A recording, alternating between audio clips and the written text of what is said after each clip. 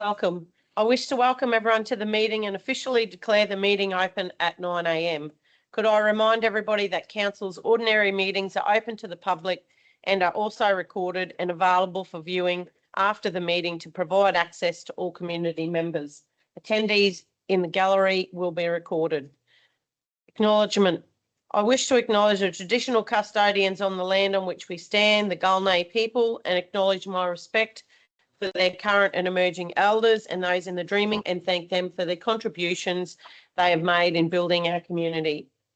I'd like to welcome Pastor Rob McGarry from Tully Family Church to conduct the opening meeting. Welcome. Thanks, Therese. I read this morning about the AFL and I noticed that Queensland is second to Victoria, only just second, in number of players that actually play Aussie rules. We've done well recently, both in the AFL and the AFLW. And of course, last year, the Broncos won the premiership as well, and so did very well. My heart is invested in Aussie rules since I used to play. But I also have a heart to follow all the football codes. And I think Queensland's a great place because we're good at most of the codes. Our two churches have recently been considering our heart. Our heart is the seat of our motivation. Whatever our heart is set on, we're motivated to pursue. It's not hard. Tell someone who's keen on fishing to go fishing, you won't need to because they're already out there casting a line. So what's in our heart is so important because it underpins, governs, and motivates our life. Experience tells me we weren't born with a pure heart. I didn't need to teach my kids to do the wrong thing. They knew how to do it automatically. I needed to bring them to see that what they're doing wasn't godly. A change of heart was needed. I love that the Bible records how Jesus spoke to the situation when a woman was caught being unfaithful to her husband. The religious leaders wanted to punish her. Jesus simply stooped on the ground and said, "Let the person who's without sin cast the first stone." It so convicted the zealous leaders that one by one they departed until there was only the woman left. And I do note that it was the older ones who departed first. There is something good about getting older. You have wisdom. Maybe you get wisdom as you get older. It spoke straight to their heart that they too weren't perfect. Jesus then said to the woman, "Neither do I condemn you, but go your way and sin no more." Everyone went away that day having their heart exposed, an opportunity to become godly, loving righteousness. As a community and as individuals, we need a heart change so that we're motivated to do good. It's central to being a Christian is have a change of heart. I think sometimes we expect the police to do everything. One of the things they can do is lock people up, which is good because it keeps them from doing the crime, but it doesn't change their heart necessarily. What we need is a change of heart to where our youth have a heart to do good. And that's something that I've found is what God can do in your life. May we be a people of good heart, enthusiastic because our heart's in it, full of goodwill and a heart for others. And that's my encouragement today, is that let our heart be changed for good so that whatever we're doing, we're enthusiastic, we love doing it, and we're doing it in good faith and with a good heart. Let's open in prayer.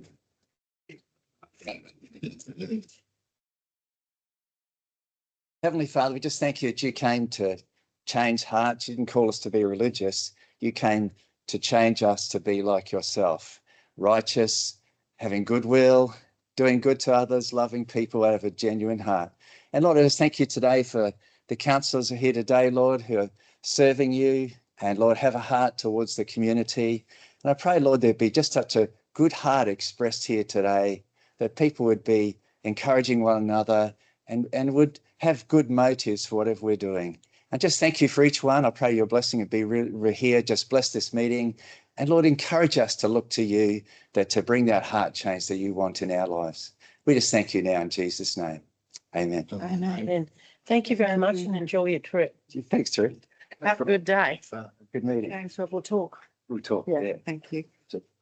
Now, before we move on to apologies, I just want to mention that we do have Councillor Renee McLeod who is online, and I can see her in front of me, and she will be partaking in this meeting. So welcome, Councillor McLeod.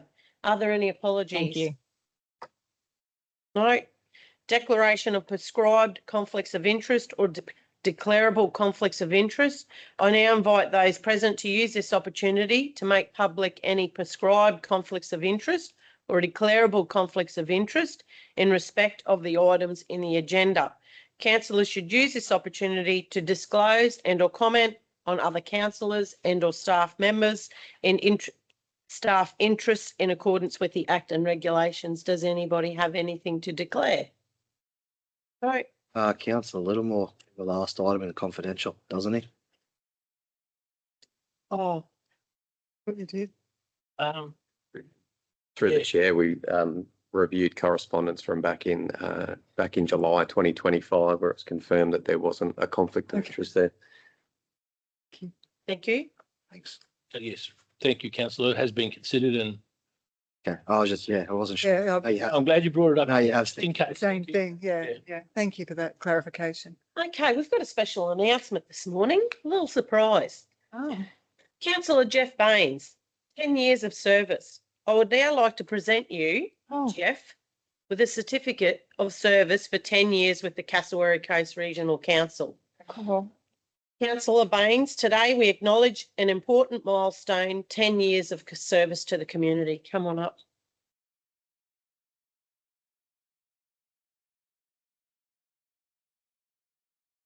Congratulations on your 10 years, and I've got a Thank few more words there. That's a decade of meetings, decisions, challenges and achievements, all undertaken in the interests of people you represent. Your dedication, resilience and commitment to public service does not go unnoticed. On behalf of the council, thank you for your contribution and congratulations on your achievement. Well done. Congratulations. Thank you, councillor McLeod.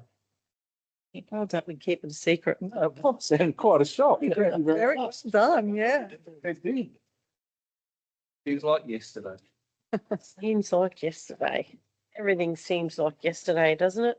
We move on to item 1.1, minutes from the last local government meeting. Look for a mover and a seconder. Councillor Jessup, seconded by Councillor Baines. Those in favour? Carried. Councillor McLeod. Oh, sorry, yes. Okay, thank you. We move on to business arising from the previous minutes. Is there any business arising? Done the special meeting. Not on my. It's Yeah, not my Two, yeah, we've got the minutes from the special meeting. Can we have a mover and seconder? move. Moved by councillor Chewy. Sorry about that. And Councillor Littlemore wasn't there councillor though. Littlemore. No, I wasn't Councillor there. Littlemore wasn't there. You weren't there. No, Councillor Pervin, thank you. I wasn't sure. Those in favour? Councillor McLeod, Yes, I'll answer instead of thumbs upping. thank you. We can't see your thumbs up.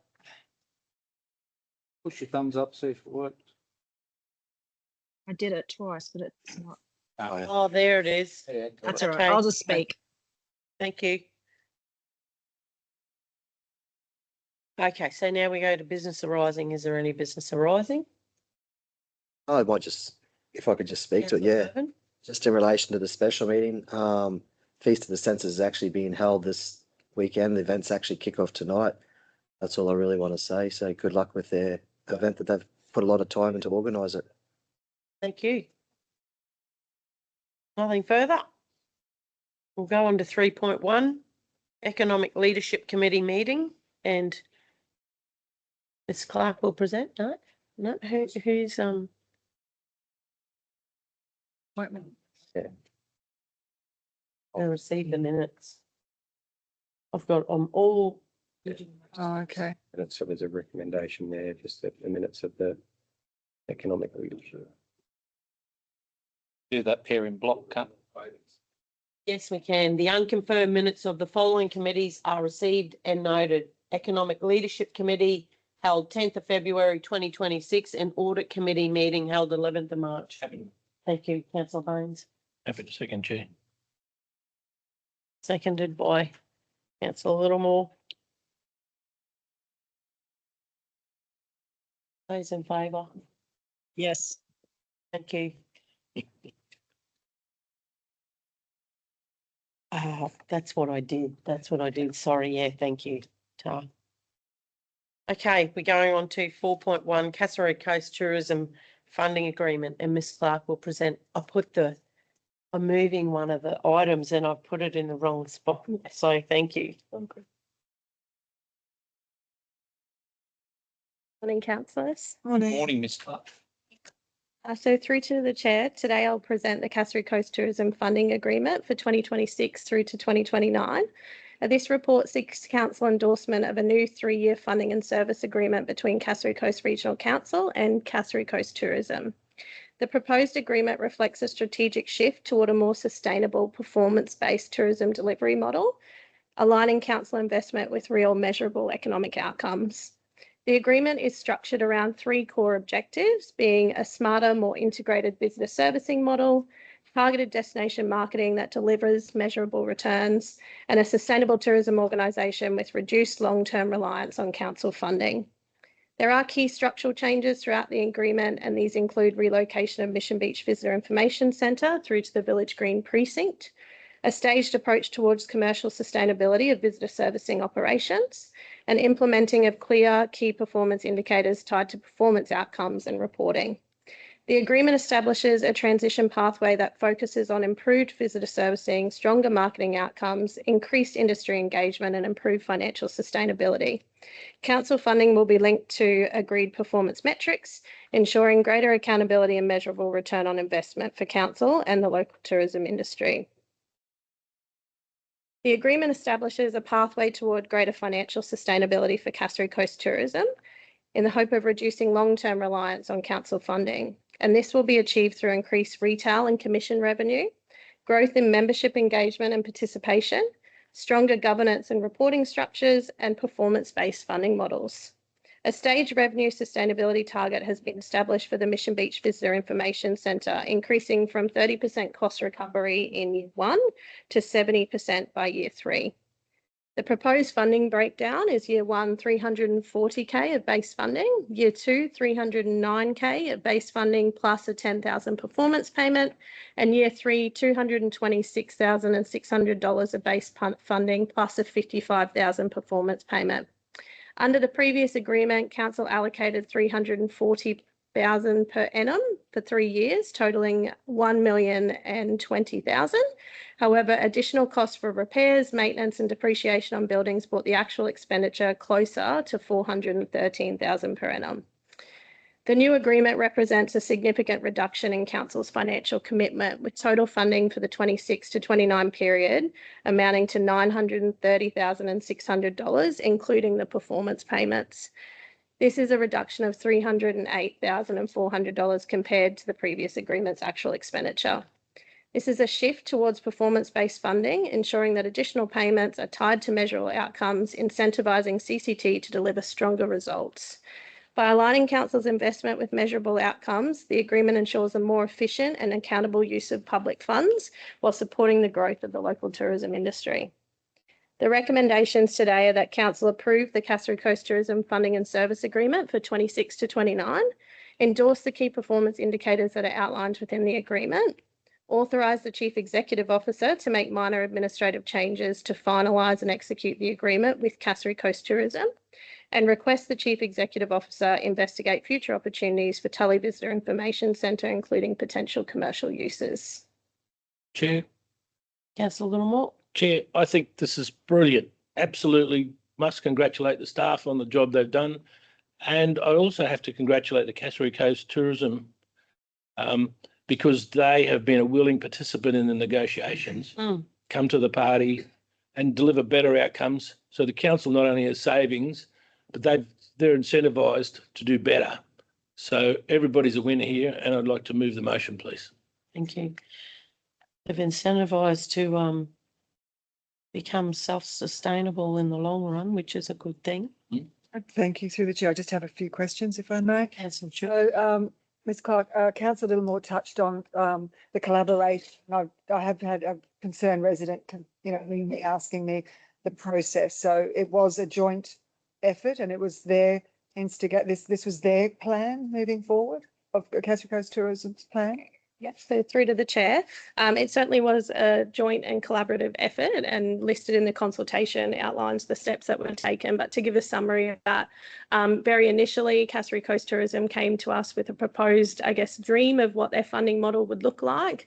And we spent a number of sessions and discussions with the EEO and some of the representatives from the board to find a place that met both what council was trying to achieve and what Cassowary Coast thought they could deliver on. So it very much was a collaborative approach, and there was an agreement for them to continue to this process where we're bringing it in front of council. Okay, thank you. And so the Tully Information Centre will no longer exist. So it is a popular space for, we see vans, you know, Tully Mill tours and things like that. What will happen with that space, and what will people do if they want to book the other things?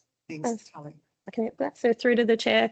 So we've had discussions with Cassowary Coast Tourism around what that transition plan looks like. So the Tully Visitor Information Centre will cease operations on the 30th of June of this year. And that's solely due to the number of visitations coming through that has significantly declined over time. So it does not justify having an accredited information centre open for the mandatory hours that it needs to be open for to operate. So in the interim, we know that community book through there, not only for mill tours, but they also do some of their transport bookings. So there's a plan to put the iVan into Banyan Park for a period of time while we go through that transition. So there's still an access point for them to be able to make those bookings.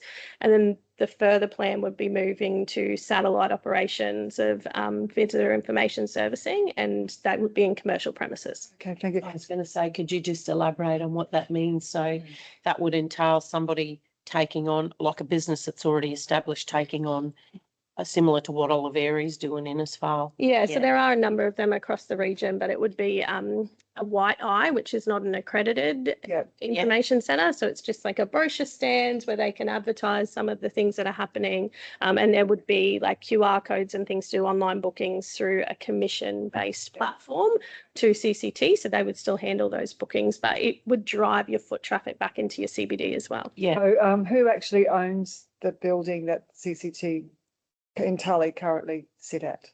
The Tully Visitor Information Centre. So that's owned by council. Yeah. So there is space there for it to be utilised for someone else, like Yeah. move out. Yeah, so one of the recommendations is that the Chief Executive Officer will find a use for or explore uses for that, and there is potential there that's already been discussed with our facility. And I think it's very exciting that Mission Beach is, the centre is moving into the Village Green. And the timeline, we've got our very exciting opening happening in less than a month's time of the Village Green, and we invite everybody to come along. Are we going to see the visitor centre there for that? No, we won't see the visitor centre there for the opening. That's coming up quite soon. Yes. The 17th of April. This will happen in the new agreement phase. So that'll be 30th of June closure to open in the new financial year. Once again, there's going to be an empty building where they currently sit, and I know we've had some discussions about that moving forward as well. So some significant changes, which are all very exciting, I think. So well done to you and the team, and I'm happy to second. Thank you. Second. So I also had a couple of questions. Given that they've got measurable targets, what does that look like if those targets aren't met? Yeah, so there's two components of that. If the targets aren't met, built in within the agreement, there's actions that can be taken. So it would be discussions with CCT about their performance payments that are linked to those targets. And whether they actually were in receipt of those performance payments, which would reduce their funding significantly if they didn't meet those. Okay. In saying that, we want to work with them Yeah, to make that's sure that right. they do meet those. So things like potentially drafting up commission agreements that can support them to build their commission, and ideas around retail sales. That'll all happen in conjunction with the economic development team. They're not going to be left on their own entirely. We want to help them meet that as a benefit to the greater region. Yeah, we don't want to go with the stick. We want to go with the carrot so that we, encourage them to become self-sustainable and be able to keep growing, and maybe their economic benefits will grow as well. There's lots of opportunities. I mean, we see other places doing it. So Yeah. Sorry, can I have, Sorry, I've got one more and it might be more to you, Mr. CEO, that on page 4 of the report that there will be stakeholder communication in relation to the closure of the Tully Information Centre. So what does it look like and who will be involved in that? Look, yeah, obviously CCT are one of the major stakeholders. We've already engaged with CCT around the existing volunteers that are providing their time in the facility in Tully.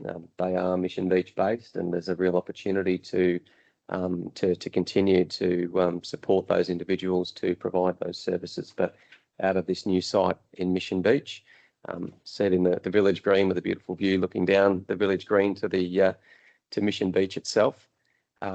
But yeah, the process of looking at opportunities with that site would be to do a broader expression of interest and actually understand what those opportunities are. It's probably not for us necessarily to determine that, but for the market and individuals to start to think about what a site like that could provide. It's got great off-street parking. It's got frontage to the Bruce Highway, really good exposure, and an opportunity there for that facility not to to be a burden on council's budget as such, but to actually generate some revenue that then can offset rates and general rates from that side. So yeah, there will be the main any informal agreements that CCT have as well with regard to other use of that facility. We'd obviously be engaging with those individuals as well. Thank you, Councillor. through the chair, Mr. Graffinox just touched that magical word, volunteers, and we're grateful to all our volunteers, but they're coming seemingly from Mission Beach to Tully. So how, if somebody from Tully that might be listening wants to volunteer, they need to go to talk to Mr. Blewett? Is there, do you know, is there training involved in that, or? I think there would be an induction process. I'm not sure about their formal training process for their volunteers, but I'm sure that Patrick and the team at CCT would be happy to. So we'd love to see more volunteers and come and spread the word about the magical Pacific Coast. Ever. Yes, yes. I mean, this, very important that we do, people want to engage. If we want things to keep happening, we need people to step up. It's just that simple. That's right. Yeah. Thank you. That's all I have. Councillor McLeod, have you got anything to add? I just want to commend the team on all the work. It hasn't been a overnight process, and I think where we've landed is very positive for our entire region. Thank you. So, Councillor Pervin. Just a quick one, Ms. Clark. Previously, we've had board CCT come and present to council. I'm presuming that'll continue to happen over the next, once they get their feet on the ground in the new premises and there's some new agreements up and going. Yeah. I'll come back and present to council at some later stage.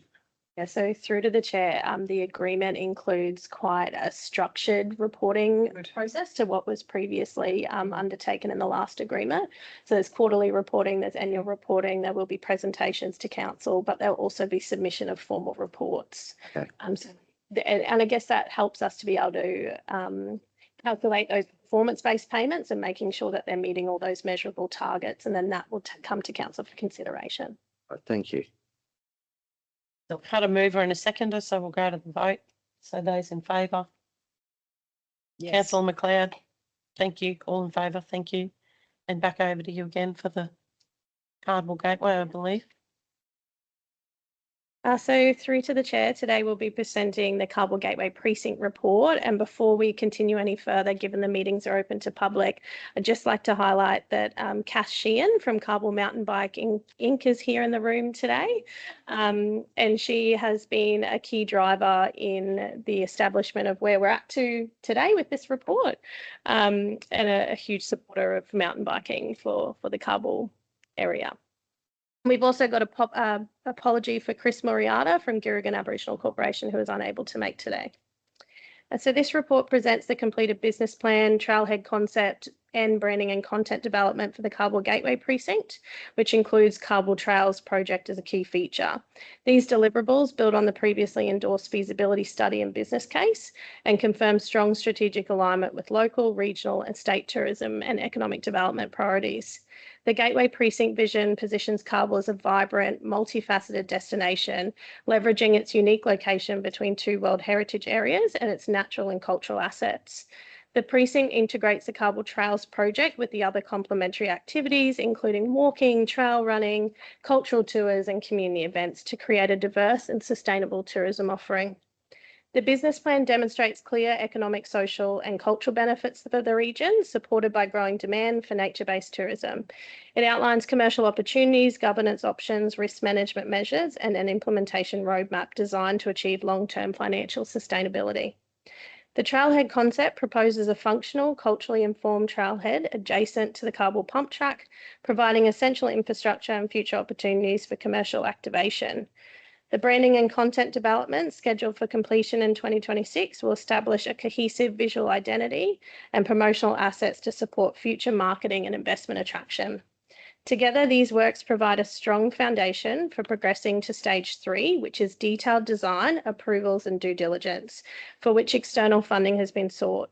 No financial contribution from council is requested at this time, and no further project decisions will be required until funding for stage 4 is secured. The Carbal Gateway Precinct is a transformative initiative that aims to establish Carbal as a premier destination for nature-based tourism, cultural experiences and community engagement. The precinct leverages Carbal's unique location between wet tropics and the Great Barrier Reef World Heritage areas, as well as its rich cultural heritage and natural beauty. The Carbal Trails project itself is a key feature of the Gateway Precinct and includes the proposed development of 94 kilometres and 26 trail mountain bike networks in picturesque National Park and World Heritage Rainforest. This was originally conceived in 2019 by the local community, and the project has evolved into a broader vision for the Gateway Precinct, which integrates the trails with other activities.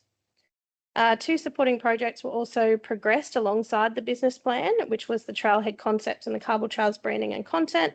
And these elements collectively strengthen the project's readiness for detailed design and construction, ensuring that Carbal Trails' identity is cohesive, functional and market ready. The completion of the business plan, trailhead concept and branding content has established a strong foundation for the project, and it positions it well for a successful application and securing of funding for stage 3, being the detailed design, approvals and due diligence.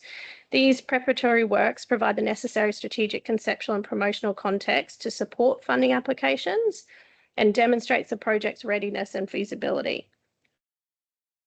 So the recommendations today, Councillor, that Council adopt the Carbal Gateway Precinct report, including the Carbal Trails preliminary business plan, the Carbal Trailhead concept and the Carbal Park concept report.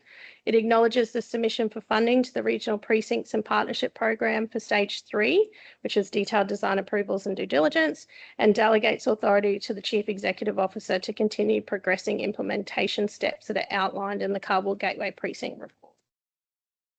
Thank you. I'm going to cover. Oh, Councillor Jessup. This is wonderful. We're having something that is market ready. So I'm happy to move this. I think it goes hand in hand with what we just spoke about with tourism, and it's just such a big uplift for what we're calling the gateway to the Kasserine Coast. I think this is great concept, and I think there'll be investors jumping at this. So happy to move it. Thank you. I think the concept, since the concept has been re-established, I think it has much more ability to attract investors. So it's a good thing, yes. And I just wanted to ask, so stage 3 doesn't include building of any trails. It's just the design and the establishment groundwork prior. Yeah, that's right. Yeah. So what does the inability to establish a financially viable commercial model look like?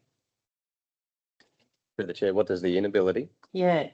If we were unable to, I mean, it's preempting something, I guess we really can't say until.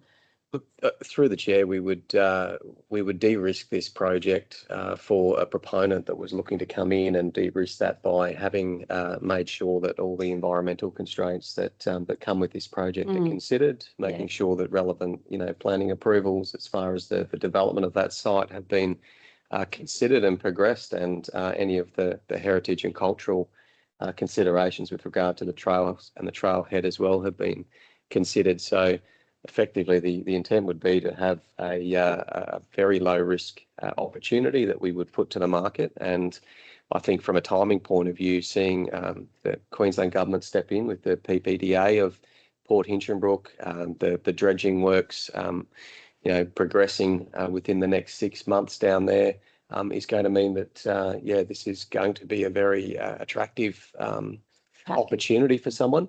And I would imagine there would be a number of proponents that would be interested in the development of Lot 9 in Port Hinchinbrook and also the marina. And if they were to miss out on that opportunity, we will have another opportunity to take advantage of carbon and everything that it has between the fishing, the reef, Hinchinbrook Island itself, this sort of mountain bike network, the natural beauty that's already there to be able to play a game of golf. All we're missing is some quality accommodation down there to help facilitate that. That's good. That's what the intention is really, is that somebody's going to leverage off that and we're going to see the benefits come forward. I did note that in the risks that there was on page 5, in the additional key risks, that a risk is insufficient organisational capacity for capital or operational requirements. That was in the risk section. So I just wondered what that was alluding to. So through the chair, the next phase of the project is contingent on being successful with this funding application that's currently progressing. So obviously without that funding, you're talking a funding application of close to $4 million. Council would then need to make a future consideration. And, I think without preempting a decision of council, you would be likely looking at other funding opportunities and not internally funding that. We don't have the internal resources to undertake these environmental studies and cultural and heritage studies. And that's all that's just alluding to. But should the funding come, then we would look to go to market and use consultants to deliver that body of work. Just keep in our minds that we hope that somebody comes along and snaps up the opportunity. Councillor Baines. Thank you, Chair. I'm going to go back to Mr. Gruffin's comments about de-risking the project and making it attractive. I will say from its inception, this project has been community-led. I'd like to acknowledge some community members in the room. We've also consulted and collaborated from the start with the traditional owner groups around, and it's been very well led with the Wet Tropics Management Authority as partners. And I mean, it's a failing of government in a sense that we don't always go down this path to begin with. So I'd really like to congratulate our team on the previous works that have been done. And I do think that we have got something that is a de-risked project. I'm not saying that we're going to find a developer or someone to invest in it tomorrow, but because we've done the work up front, some of the conversations that come out of other projects have been, they go to the TEOs and they go to Wetmar last. Yeah. And then there's all sorts of Trouble. Yeah, that's right. Yeah. But going through this process, it's something that other government bodies and other agencies should take a leaf out of our book, Cassowary Coast Rules, Government's Rocks, and look at this process because it's been done wonderfully and an outstanding project. I've always been supportive of this, so I'm very happy to second. Councillor Littlemore. Thank you, Chair. From the moment I saw this project when I came on board as a councillor, I was pretty sure it would be a winner, and I still have that view. And I'll give Councillor Baines credit for his comments. This, congratulations to all that have been involved. They've tackled it the right way. Being community driven almost guarantees that there'll be a funding partner that wants to come along, because it's not someone's idea in a back room somewhere and a bit of a brain bubble. This is beautifully planned. I just have to echo Councillor Baines' comments. Congratulations to all those and Kath for especially Kath, for continuing to be there and drive this project along. It's a darn good idea. Let's hope that the next stage proves fruitful. Yes, we'll be looking for some money. Yeah. Yeah. Okay, we've got a mover and a seconder. Those in favour? Councillor McLeod? Yes. Yes. Thank you.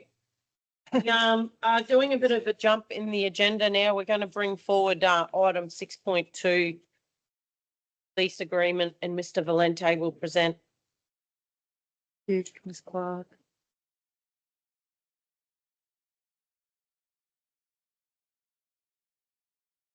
Thank you.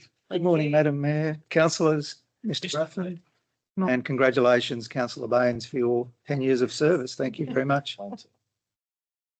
This is a simple report. It's to do with a renewal of a lease to Optus of its telecom tower at at Campbell Terrace at South Mission Beach via its subsidiary Indara Corporation.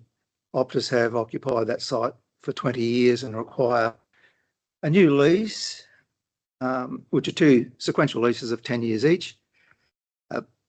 As you know, leases of commercial space require a public tender unless it falls under one of the exceptions in the regulation.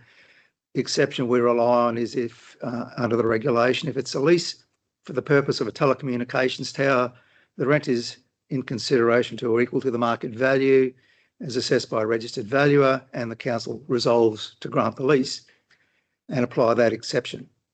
So we have a valuation of $13,000 plus GST for year 1. So it fits within the exception in the local government regulation. Like I said, Optus has occupied that site since 2005 and wish to continue to occupy the site and provide that service. So we're recommending that council apply the exception contained in section 236(1)(c)(6) of the local government regulation to grant 2 sequential leases to Indara Corporation containing the following key terms. Lessee will be Indara Corporation. The premises are lease area A in lot 2 RP 742666, which is at Campbell Terrace, South Mission Beach. Term of the lease will be for 10 years. The first lease commencing 23 March 25. They've been holding over since that date. And the second lease to commence 23 March 2035 for another 10 years. As I've said, the rent for year 1 will be $13,000 per annum plus GST, and that will be increased annually by 3% per annum. There are no outgoings payable under the lease. The lease rental is a gross rental. The permitted use is telecommunications facility and incidental uses. We recommend that we authorise the CEO to negotiate the final terms of each lease consistent with those terms and execute the leases on behalf of council as the lessor, and authorise the CEO to ensure ongoing compliance with all terms and conditions of those leases. Happy to take any questions. Happy to move. Joy moved. Happy to second that, Chair. Sorry. Councillor Littlemore second. Yep. Councillor Baines. Thank you, Chair. Mr. Valente, and 10 years of service, we've had these conversations a lot over the years. I know that there were conversations back in the day. These towers were being thrown up all over the place. And there was the conversation around co-use of these sort of towers. This is an Optus tower specifically, I imagine. I think it's our tower. Oh, no, so I think you're right. It is their tower, but we have the right to put equipment on it. Okay, so there is the ability for them to be able to use, especially in a sensitive area like South Mission Beach and around those areas. We've got to be very conscious of these things. So that ability is, I mean, you can't tell them what to do, but the ability for co-sharing of the facility is possible. Yes. Yeah. So we're not going to see another 20 towers going up in the next 5 years. I wouldn't think so. No. All right. Thank you. Any further comments? No? Go to the vote. All in favour? Councillor? Yep. Thank you, In Councillor favour. McLeod. Thank you. All right. Thank you very much. Thank you. We'll continue on with the normal, go back to 5.1, financial performance report. Ms Swift will present.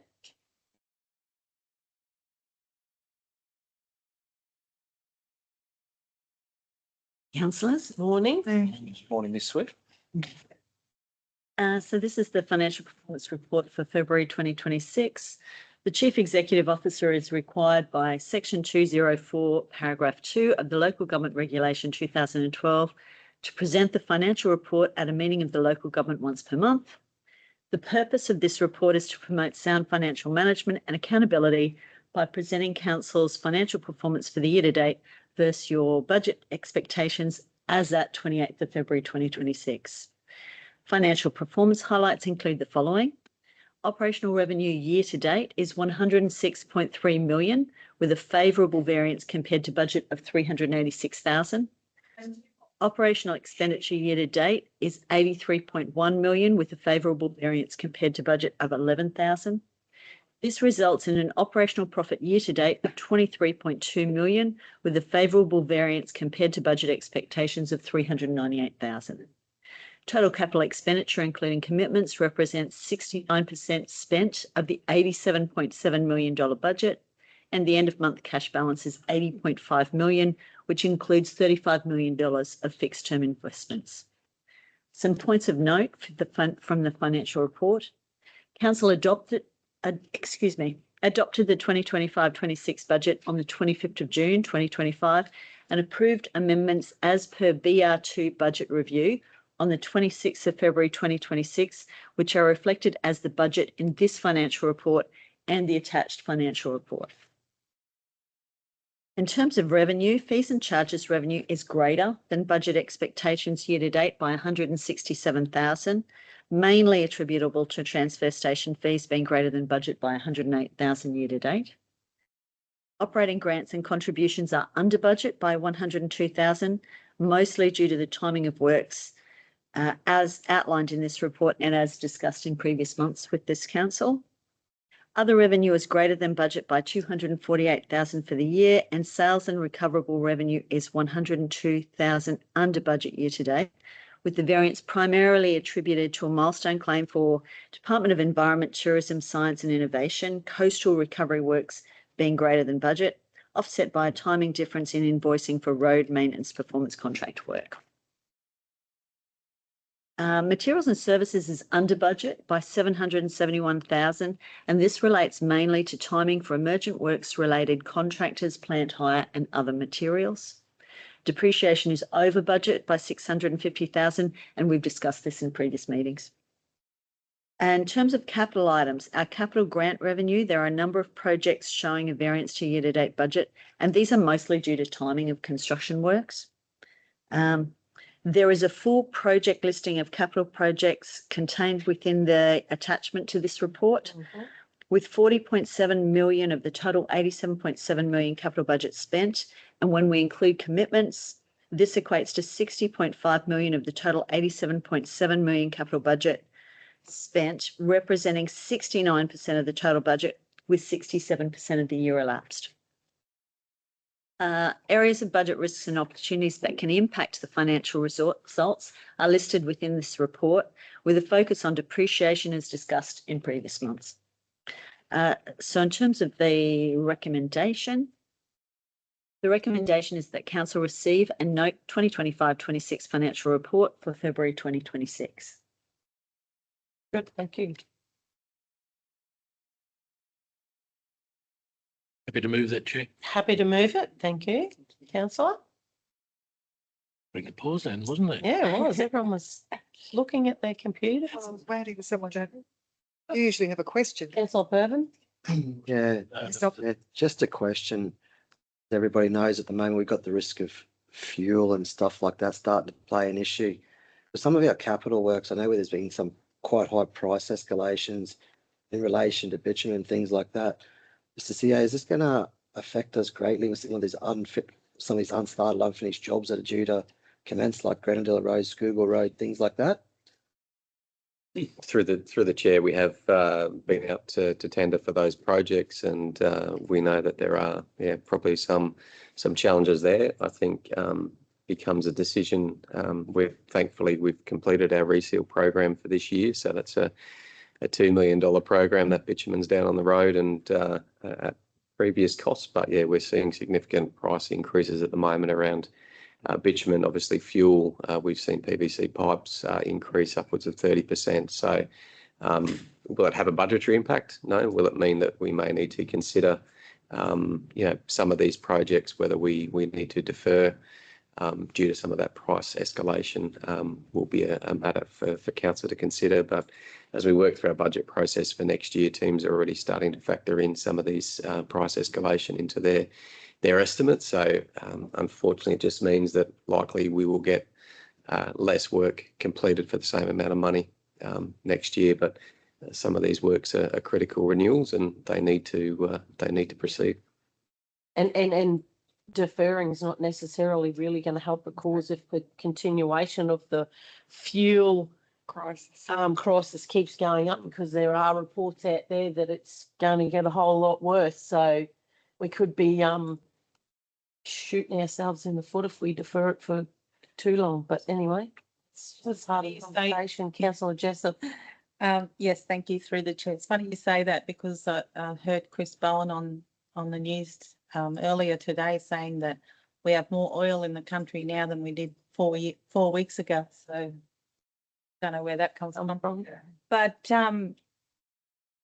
what I wanted to ask you too, Mr. CEO, is what is the council actually doing to help like preserve the amount of fuel that we're using? If you've got something in place for that? Look, through the chair, we're considering both our contractors and consultants, and we've gone out to our contractors through our ROPs and provided them opportunities to come back to council. But as far as conserving ourselves, we've certainly put some processes in place where utilisation of teams for meetings and reduction in any vehicular, particularly light fleet movements across the region have been reduced. But I think most people would understand, we use a lawn, and your lawn at home as a bit of an example that you use a certain amount of fuel to mow your lawn. If you mow every week, it takes maybe an hour to mow your lawn. If you were to hold off and not mow that lawn for 2 weeks or 3 weeks, when you come back, it probably takes you 2 hours, twice as much fuel. And then the wear and tear on that equipment is relatively significant. So at this stage, we are continuing. Like you said, there's not a council procure our fuel through a contract. The procurement team have managed to negotiate good rates, so I can assure you we don't pay the retail rate that you're seeing at the Bowser at the moment. And we are still getting good levels of supply weekly coming through that contract. So we are continuing to put a strong focus on maintaining and making sure that our roads are safe and maintaining our parks to the standard that the community expects. Should we see things escalate, then we would probably look at the hierarchy in our parks, and some of those areas of open space or lower hierarchy parks, you see a slight reduction in service there. But at this stage, our priority is safety of the community. We're in the middle of what's been a fairly wet period this year, and keeping our graders and keeping our teams out on the road and making sure that our community are safe using our road network is our highest priority. And also our waste services, our water services and our sewage services. These are all critical services that we must maintain. Thankfully, most of those large contracts have mechanisms in there for rise, but also for fall. So when we do see that normalisation, there is a mechanism where through our bitumen contracts or through our waste collection service contracts, that mechanism to correct when things do normalise. Councillor Chewy. Sorry, in a similar context, have we, do we feel, Mr. CEO, the need to tighten any security around the fuel? Because we've seen on the news people are stealing fuel from different places. So I don't know if we've reached that stage yet, but just a conversation. Look, through the chair, we have our vehicles are predominantly parked up in secure facilities with CCTV. Our tanks are covered with CCTV. It doesn't mean that there's not a risk there. We are aware that at times like these that there are opportunities that people may take those opportunities, but we feel that we are mitigating that risk as best we can. Thank you.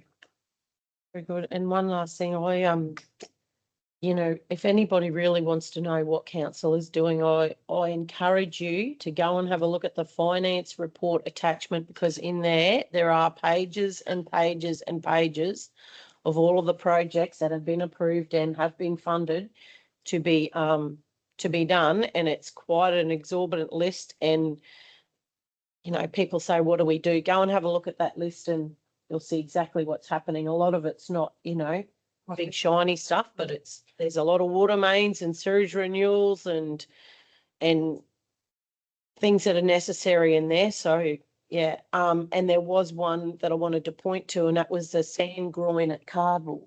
It's on page 17. That's still going ahead as per. And groin in Yeah, Cardwell. if you have a look in the back in that finance report that's attached to where all the little jobs are, number 17, page 17, page 17. Oh, yeah, cardboard sangroin. See, I did go through it, Well didn't I? List item by item. Answer yes. Yes, it is.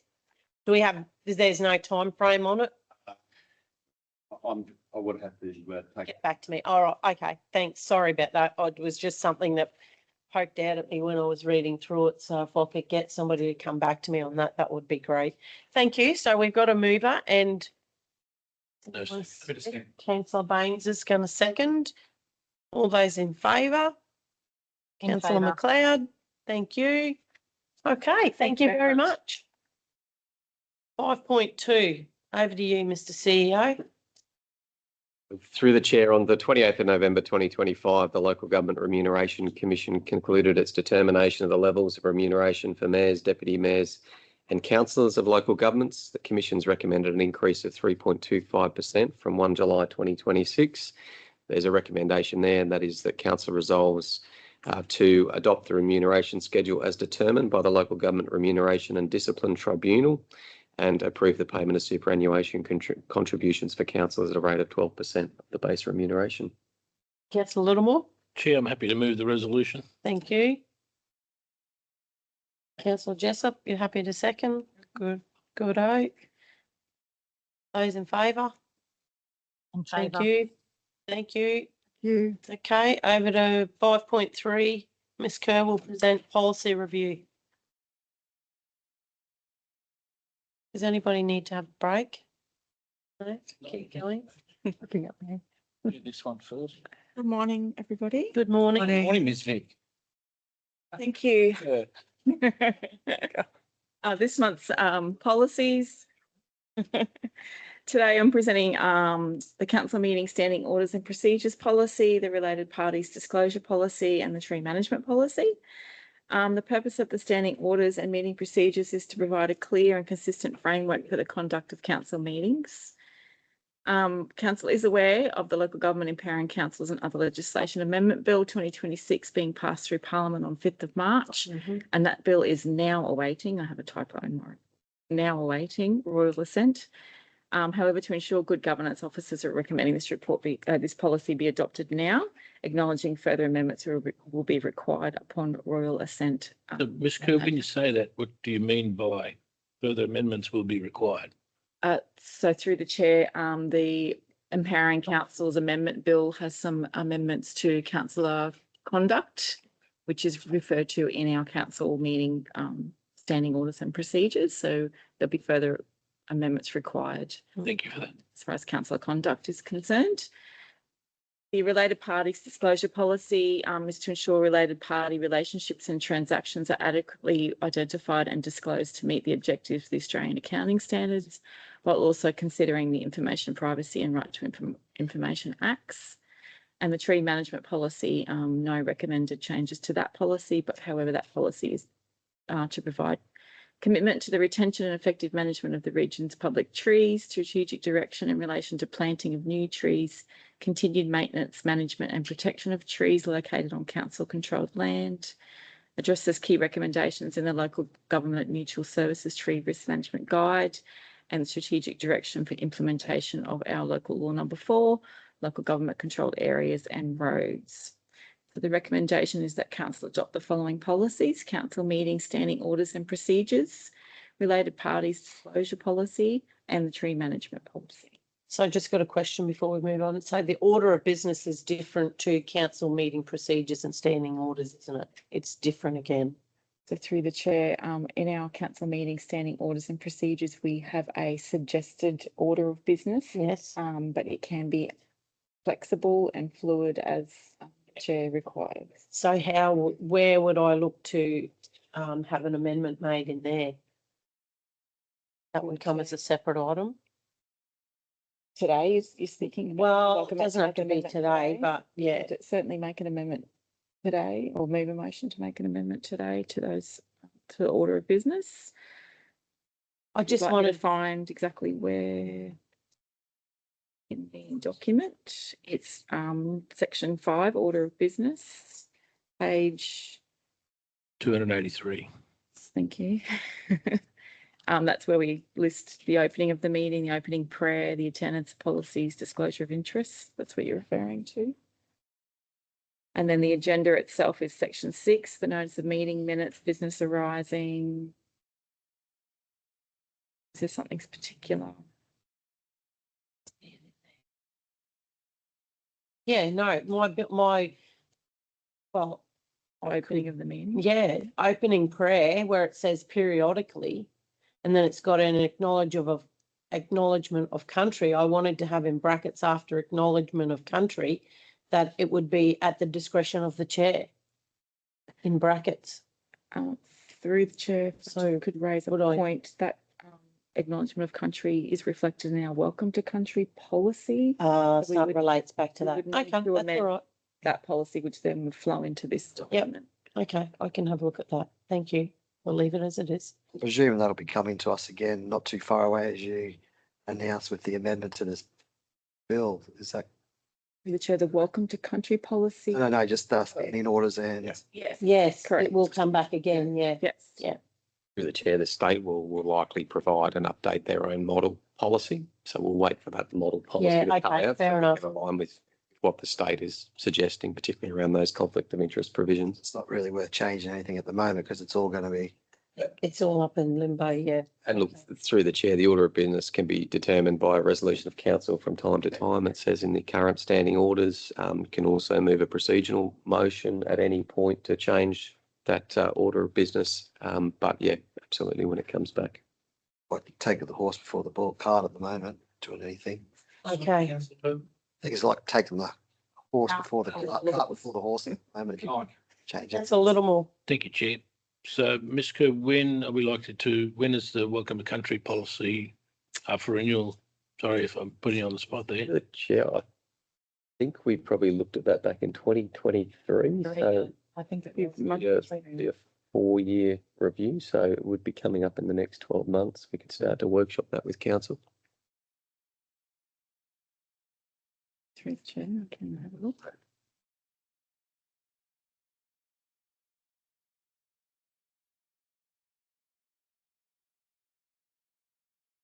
On our website. I'll say that, I'll be able to find it. That's all right. It is, This is on our website it's there. the other day. At the bottom. It is due, not till May 28, but through the chair, it can be requested to be bought at any time. Okay. I'm happy to move. the- Councillor Chewy, Sorry, waiting patiently. That's there. I'm okay. looking over here. that's all looking at- right. Just through the chair, regarding the code of conduct, we obviously our meetings are open to the public. I don't know if it's just appropriate to ask, but is there a code of conduct for members of the public when they attend the meeting, or do they? Or is it the mayor's discretion to, which we have had happen? That's why I'm asking the question. Through the chair, yes, it does lightly touch on public participation at meetings, attendance and not recording. But it is, yeah, through the chair manages that process and can request members of the public to Leave or, leave. yeah. Yes, which we have had, Yes. you've had to do, yeah. And I, Thank you.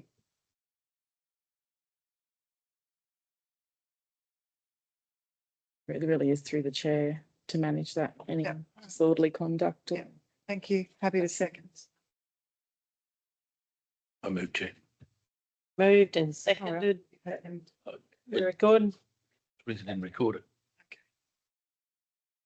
Mayor. Those in favour? Carried. Thank you very much, councillor. Thank you, councillor. Thank you.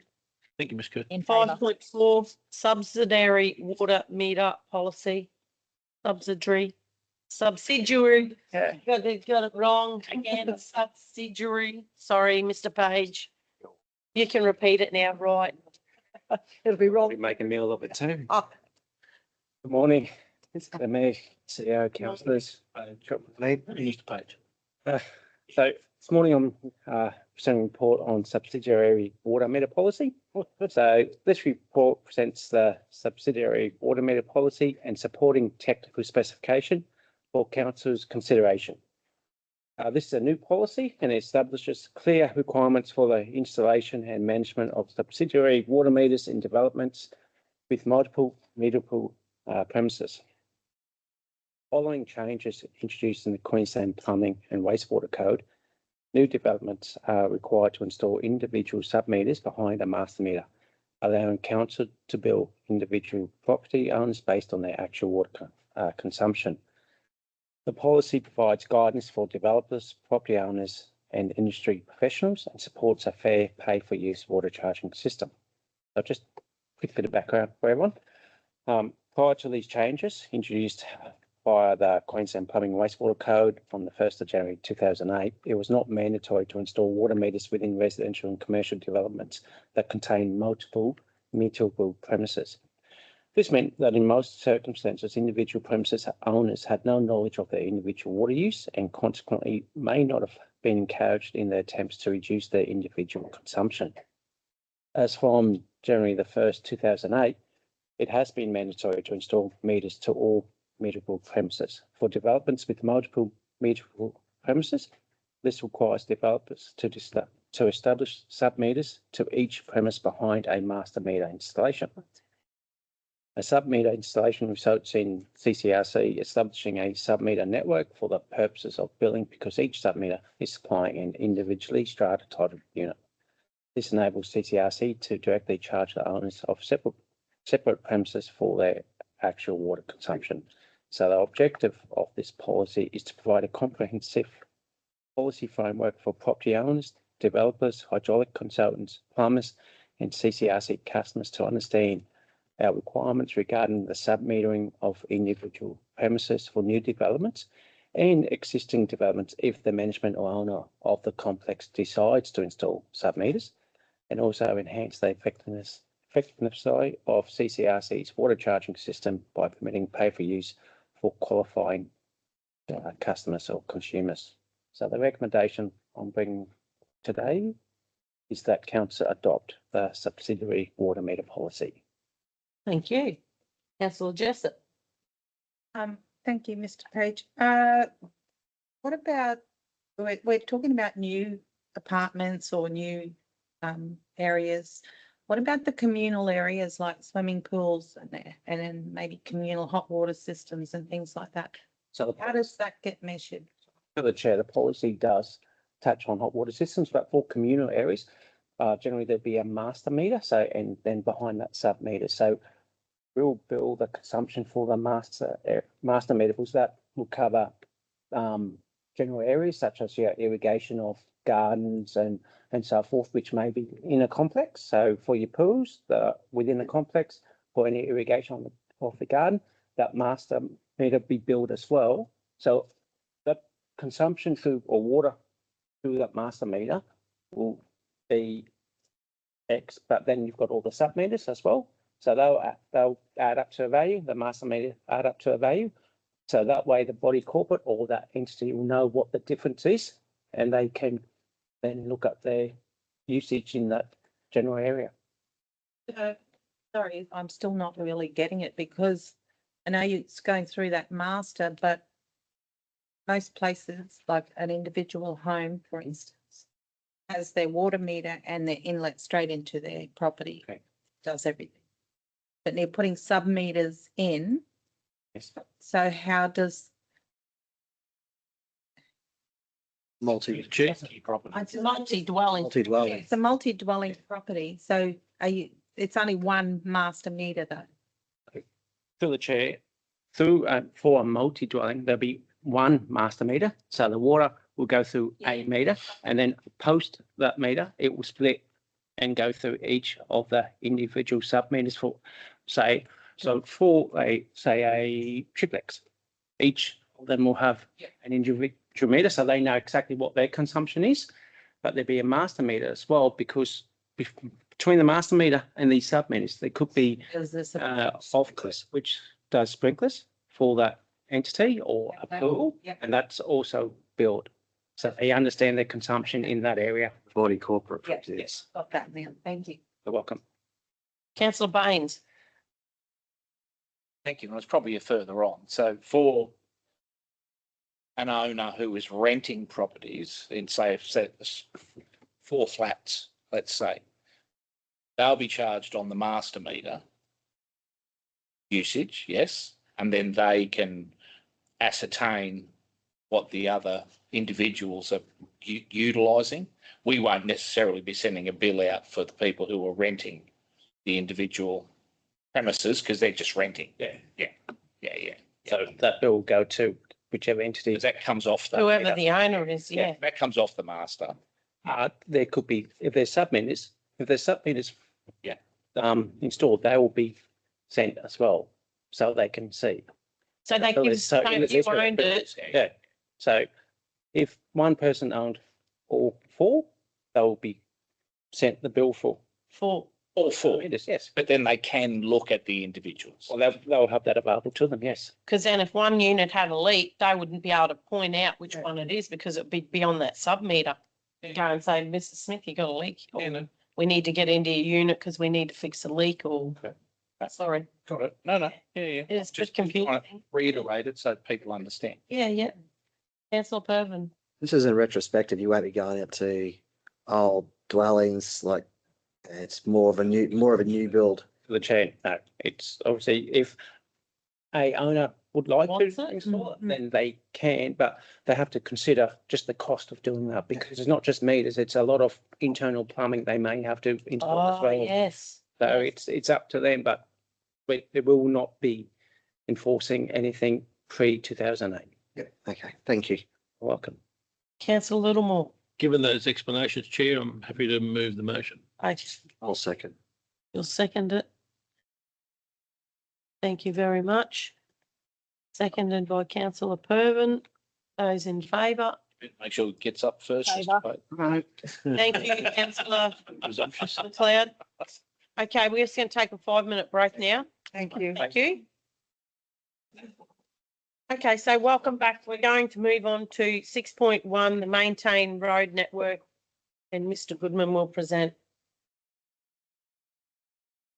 And councillors, as an introduction to this report, there's a lot of words and a lot of numbers in our recommendations. I just want to point out at the key deliverables that we're looking to achieve is recommending to you this part of the report, which has every road and street within the region, the locality and coordinates for the start of that road and the coordinates of the end. So this is the real essential part of what the report is, and at the end of my introduction, I'll be recommending to you that you adopt this table, which is contained within your agenda. The maintained road network represents a significant council asset that supports safe and efficient transport outcomes, community connectivity, economic activity, and access to essential services across our area. The road network policy establishes the framework for defining the maintained road network. and by making any amendments to that. The Local Government Act 2009 and the Local Government Regulations 2012, under those pieces of legislation, council is responsible for the management and control of all local government roads within its local government area. But while council has management responsibility for all of these roads, we are not required to maintain them. So this report sets out the, I guess, the subset of those roads that council would maintain, or it recommends that. Alignment between the maintained road network and the road network policy ensures a consistent, transparent and risk-based approach to asset management, supports sustainable allocation of resources and enables informed decision-making in accordance with council's strategic and financial planning objectives. This report reviews the maintained road network with the context of the adopted policy and makes recommendations for minor amendments. Some more detail. Council's currently has 1,220 kilometres of maintained road network within the region. The value in our asset register is $1.24 billion. It's the community's largest financial asset. The network provides access to travel throughout the region, connects to state and federal road networks, and at the other end, connects to private accesses into residences. Largely, also goes to the national parks and those sorts of things as well. The policy gives councils the responsibility for adopting the defined road network, including the maintained road network extents. Responsibility for maintenance of private roads or private accesses, PACs, is the responsibility of the property owner receiving benefit from that private road or PAC. Council officers have undertaken a significant review of the maintained road network, and we maintain start and end coordinates for each maintained road within the region. We are recommending a maintained road network, which is in Appendix A, which is largely identical to the previous adopted maintained road network, with the following changes. We are proposing a reduction on Blundell Road in Darragee of 470 metres. Reduction on McFadden Road, Mena Creek by 217 metres. A reduction of Patrick Road in the East Palmerston of 945 metres. A reduction on Tanty Road, Silkwood of 144 metres. And a reduction and the removal of Emmy Road, Walter Lever Estate, which is 350 metres long. With those proposed reductions, council officers wrote to any affected parties, and the only correspondence we received objecting to these changes was on Emmy Road. At Tanty Road, it says in the report. Through the chair. So the information that we had on Tanty Road was not about the removal from the maintained road network. There is a bridge at the end of, beyond the end of the existing maintained road network, which sits within the road area. And there was correspondence from one of the property owners there requesting council take over ownership of that bridge. No problem. There's also been requests for additions to the road network, and these are as follows. On Brahman Road and Uchi Creek, a request to add 600 metres. Boulevard Road, Mena Creek, adding around 800 metres. and Thistle Road and Mardy extending the length by 100 metres. Council officers are recommending against all of those additions. The other thing that I wanted to just provide some context to that recommendation. Certainly, council officers acknowledge that there are a lot of inconsistencies on where council has maintained its road network. This is largely based on historical practice rather than any defined policy. If council was to adopt a standardised approach by a yet to be developed policy across the network, there would be significant extensions and reductions to maintain our current level of financial commitments. And that is the reasons that council officers is to not include those within the maintained road network. The last thing I want to point out is that if council does choose to add any roads to the road network that are not already on there, the road network policy says that the process that would happen is that the capital works identified in this report for any of those 3 roads would be submitted to council in the coming council capital works budget, and that those works would need to be completed prior to that road being added to the maintained road network. Councillors, the recommendation is that council adopt the revised maintained road network as per Appendix A. Thank you. I'm going to move that council adopt the revised maintained road network as per Appendix A with the following amendments. 1, to include Emmy Road, and 2, to extend the maintained road network for Thistle Road to end at longitude and latitude of 145.988.174 minus 17.828809. Second that. Second it. Just around the amendment on Thistle, what are you changing in that? What? That they take on the 100 metres. Isn't that possible? The officer's recommendation is not to do it. To remove it. Not to do it. Requested additions.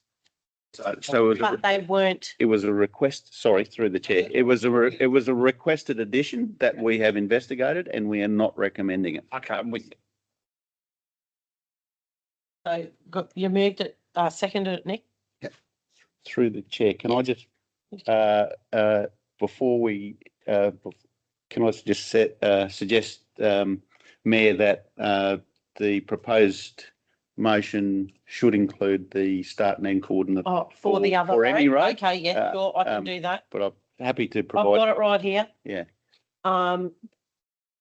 1.45, 145.971389, and then minus 17.733921.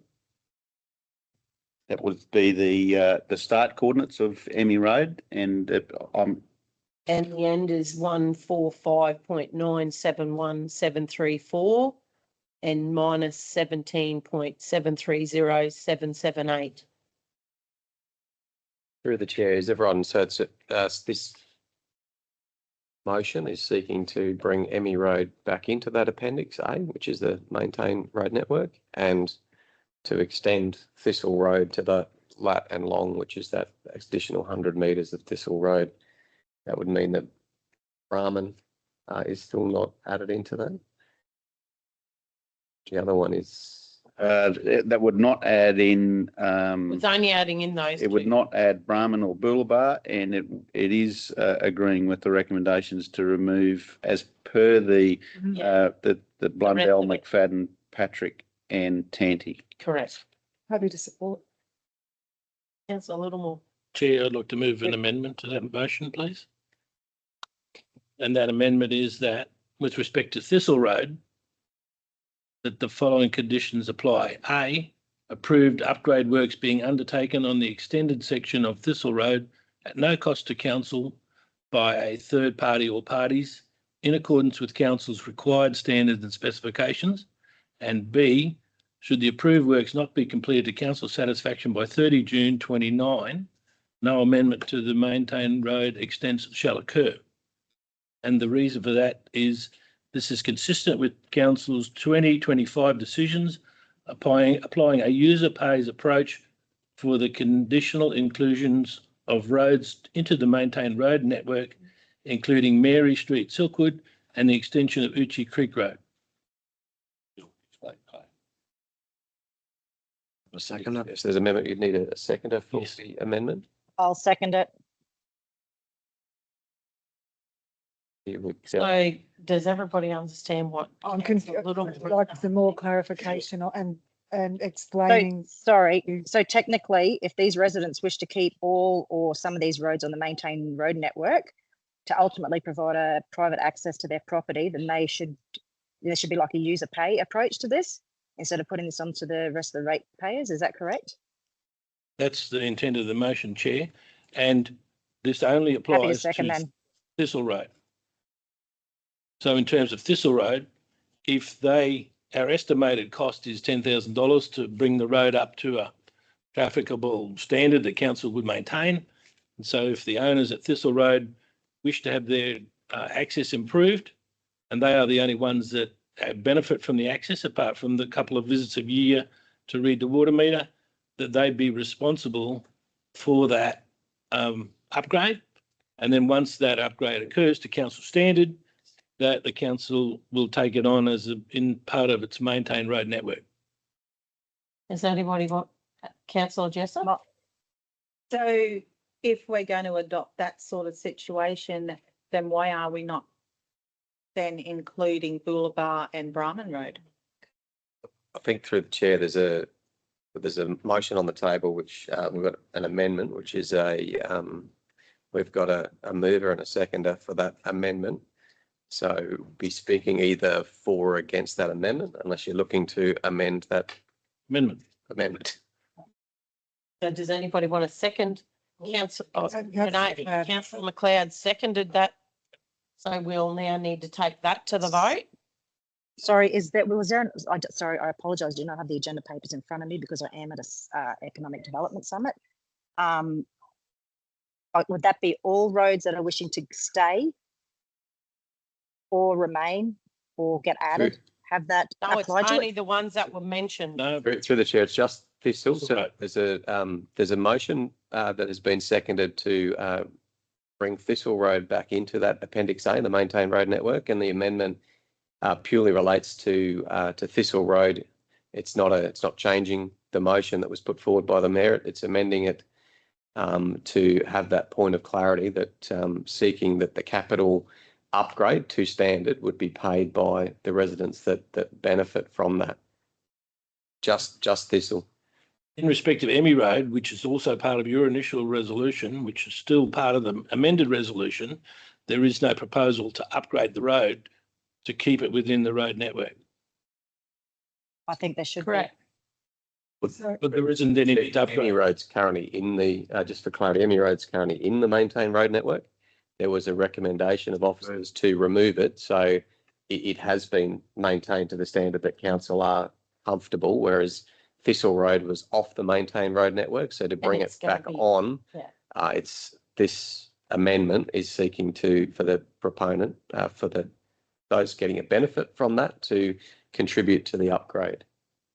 And Sorry, through the chair, we talked about the water truck. Can we have some clarification? yes, so that was, The use of, sorry, yeah, I can clarify on that. So when we went back and had a look, so there is council infrastructure and there's also Ergon energy infrastructure that gets used quite often at that section of the road. So that was my push to, if we're using it and we're got the heavy machinery and the heavy trucks going on that 100 metres, that was my push to have that bit added. Through the chair. Sorry. So yep. Councillor McLeod? Oh, sorry, through the chair. So if we go onto any road and make a mess of it, we normally fix it anyway, correct? No, not necessarily. Through the chair, our internal procedures say that, if we were to access and damage that road, that even though it's not on the maintained road network or any PAC, that we would undertake those repairs. But our infrastructure is, a water main, and I think there's 3 water meters sitting in that portion of Thistle Road. So typically we would be doing water meter readings twice a year on that road. And more recently, the team have installed some meters there to undertake some readings around pressure that we were providing to those meters. So we haven't, any major works that we did undertake there. I don't think the infrastructure there is in our short or even medium term for upgrade. It currently has a reasonable remaining useful life. Councillor Littlemore. So, thank you, Mayor. The main reason for the amendment is so that we're consistent with decisions that we made last year about a couple of roads that had quite long extents. And so, happy to leave it at that from my point of view, Chair.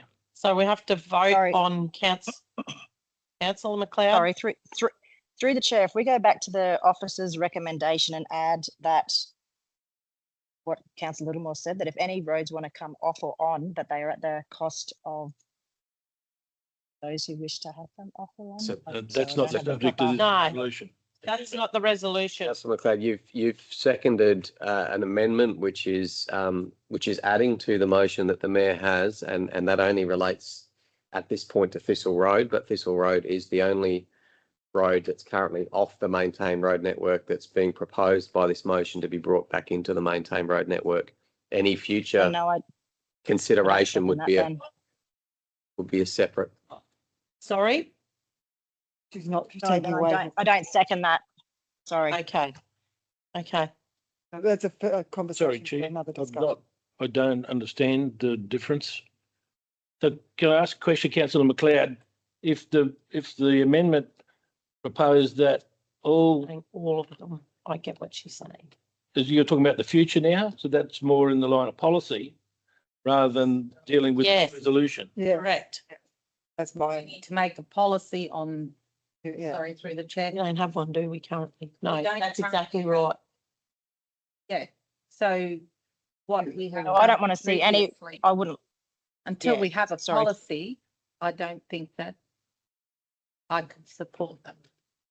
But we have I'm- precedent. So we did this Have a last year. precedent, We did with more than one road last year. Is that correct, the precedent, Mr. Goodman? Anyway, let's go back to the motion. We could argue on this all day, but we will, Yes. obviously, there needs to be may I a policy put back in place. Yes, councillor So Jessup. just finish with,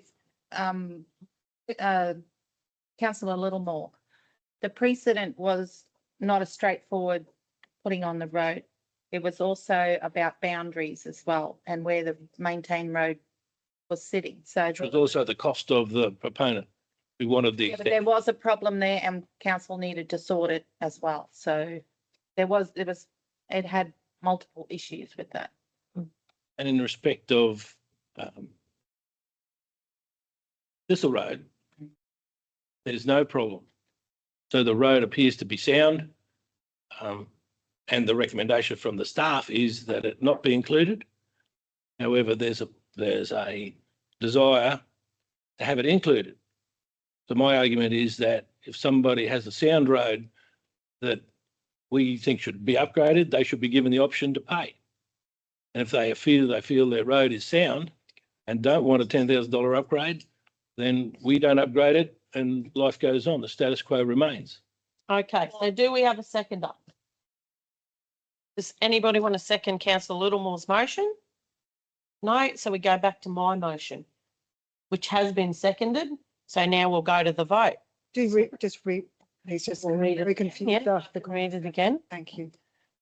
But, sorry, Yeah. through the chair, could I, without the longitudes, if I could summarise Okay. the motion, it is that Emmy it Road. is that Emmy Road actually stays on the maintained road network. It is right now, it's on the maintained road network. Nothing will change.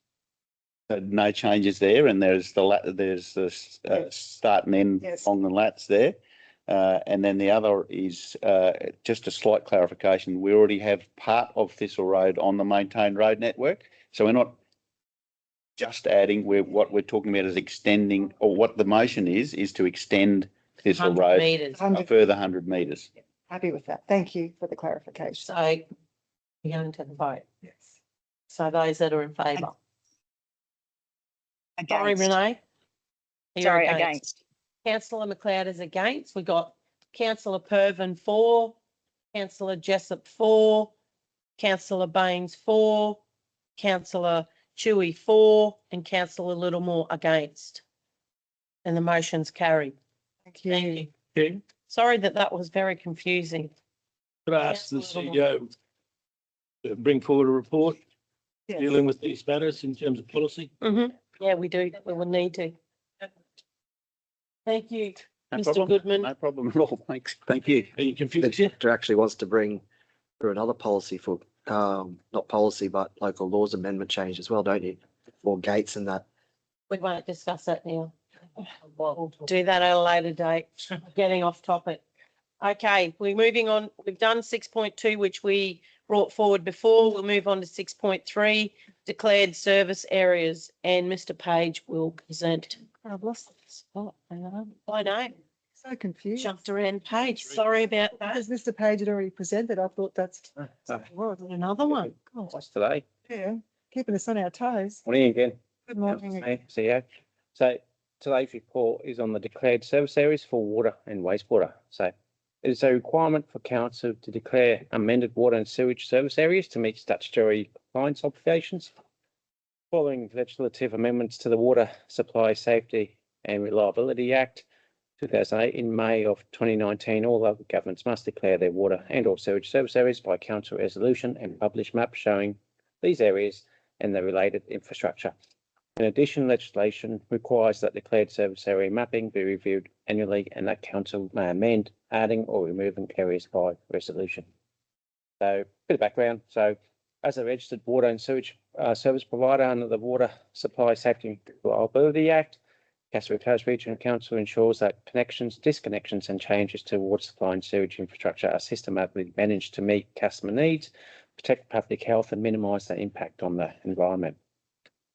The Act, which is administered by the Department of Local Government, Water and Volunteers, provides the framework for delivering water and sewage service in Queensland, including the requirement of local governments as entities under the Act to identify and map relevant service areas. On May 2019, amendments to Section 161 of the Act commenced, which requires local governments in Queensland that supply a reticulated water service or sewage service to declare service areas for those services. The purpose of the declaration of water and sewage service areas provide clarity around who can and who cannot be connected to council's water and sewage infrastructure. Legislation also requires that declared services area mapping be reviewed annually and that council may amend, adding or removing areas by resolution. This annual review has been undertaken each year since the original adoption, enabling council to update the declared services area to include any new areas of development and to ensure all information is kept current. In March of this year, we undertook a review of our declared water and sewage areas. So this morning, councillors, the recommendation that I'm bringing is that council one declare the amended water and sewage service areas to Section 161 of the Water Supply Safety and Reliability Act 2008, and two, make mapping of the declared water service area and the declared sewage service area publicly available by publishing on the Cassowary Coast Regional Council website. Thank you. So I've just got a question, really. It's nothing. So do we currently have mapping? We do. We We do. have for water service areas, it's mapping, wastewater, there's mapping now. So That's Very- what comes up in our overlays that we can put on our mapping service. Is that what we look at? You know, the red lines and the blue lines. yeah, that's the mapping. That's part of our part of this report is a high level. So it shows the reticulation, major reticulation trunk infrastructure. Yeah, It right. won't go into each and every connection. It's Yeah, there right. Yeah, to yeah. give a high level overview, and then if a resident or someone would like more detail, we can provide that, but this is provides an overview, a high level map, so they're aware of where our services are. So if they're thinking about buying or Yeah. something into the community, they can see what services are available to them or could be available to them. Okay, no worries. Happy to move. Councillor Chewy moved. Second. Thank you, Councillor Jessup. Any more questions? Councillor Littlemore? No, Chair's getting ready to Go to vote. vote. Councillor McLeod? In favour. Thank you. Thank you very much. We go on to general business. Just got a couple of things before I go to the floor.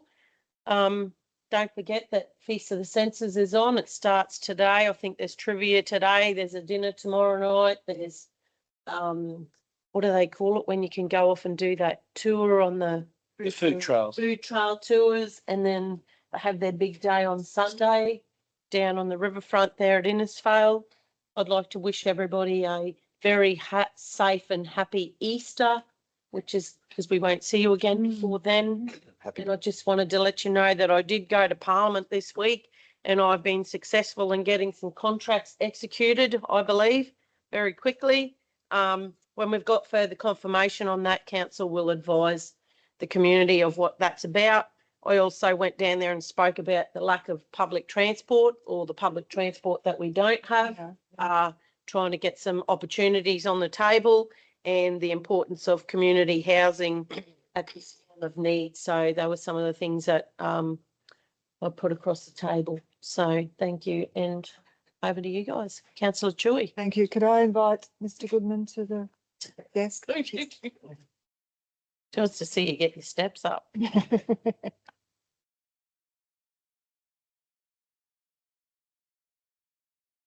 Thanks, Mr. Goodman. I've driven past and I attend Perry Harvey Jetty every weekend, and there's a maintenance sign up. Could you just elaborate on the intended works, why, when, please? I should have, through the chair, I should have brought some notes with me, but I think Councillor Chewy, you probably recall the dates that are on the sign better than I can. Is it the 15th? Starting on the 15th or something like that? But I can get back to you on that.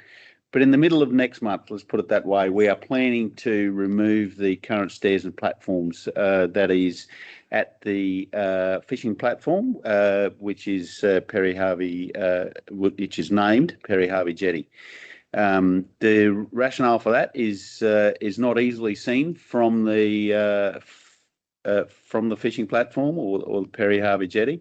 You need to get underneath to see the significant amount of corrosion on the structural members there, and getting to the stage where bolts are about to fall off there. So there's some significant structural integrity issues associated with those stairs and platforms, and it's consultation with local specialist contractors. It's not practical to repair them in place, so we are removing them. In the process of removing them, so they will be removed.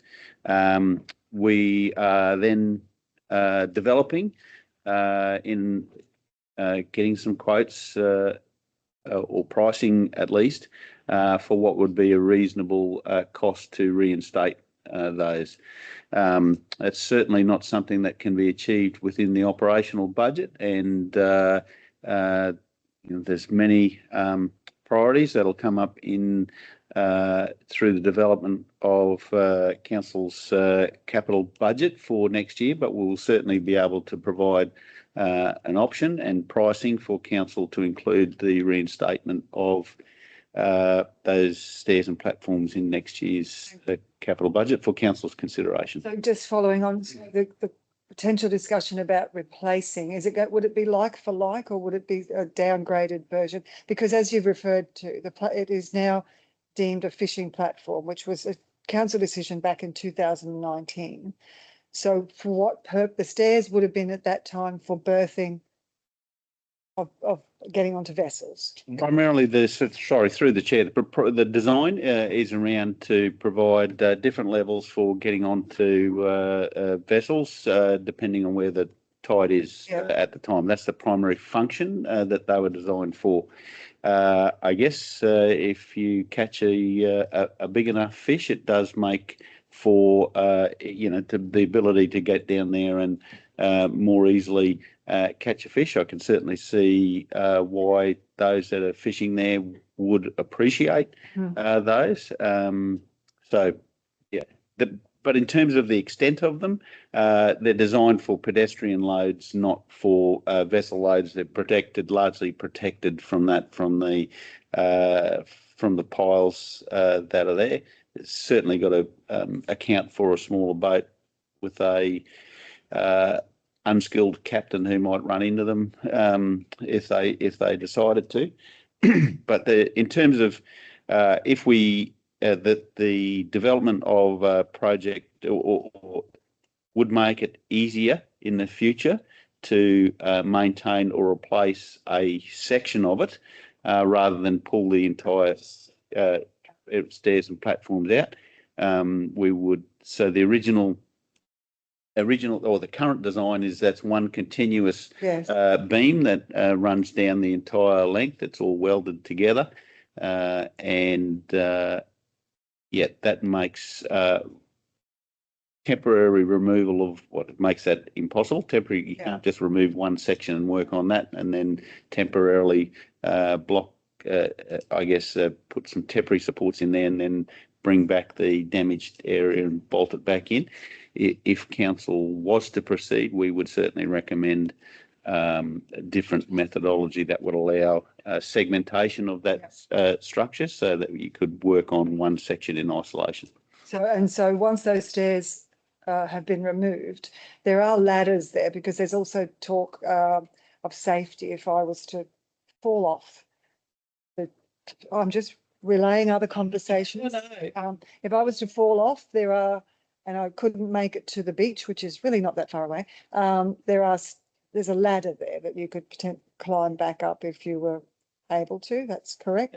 There's risks around the use of Perry Harvey Jetty as a fishing platform, but yes, we're comfortable that removing these stairs and platforms still makes it a compliant structure, and there are ladders there that are accessible to.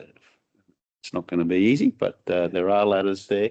It's a standard design for these types of structures.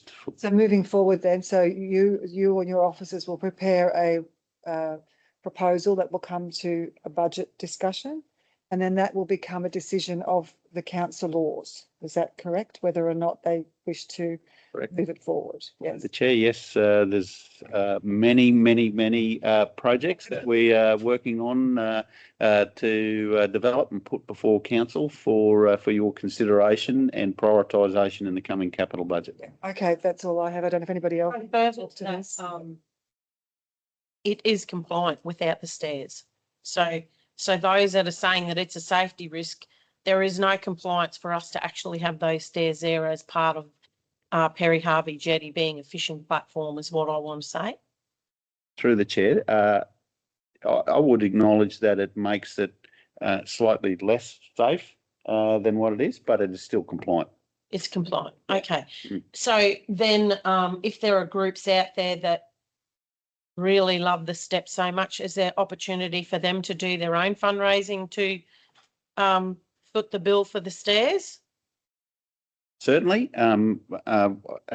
through the chair, although as I said, we're still developing what those appropriate costs would be. But if there was a group that if council decided it wasn't able to fit it into next year's capital budget and another group wanted to fund that, then yes, so that's certainly an option. I just say that because there are a lot of competing priorities in our budget and we are very restricted to what, we only have a small bucket of money, and I guess that needs to be considered in our budget process. But I just wanted to make it clear that, if it is there their Goal. goal or they want to achieve that, then they could achieve it by other means other than it just being in the council budget, considering that there is a brand new boating facility just across the way there that, you know, has been provided. And I do believe that the resolution back in 2019 was about only looking after it as a fishing platform until the end of life. So, you know, you've got to really get all those points when you're making those types of decisions. Did you happen to find that? No. What's that? I just tried to get Andrew to look up the actual resolution. Got it here. I've just seen. You have? Yeah. Okay. Yeah, I can. The previous, yeah. The 2019, I've got it right here. That council, sorry, I put these on so I can read it.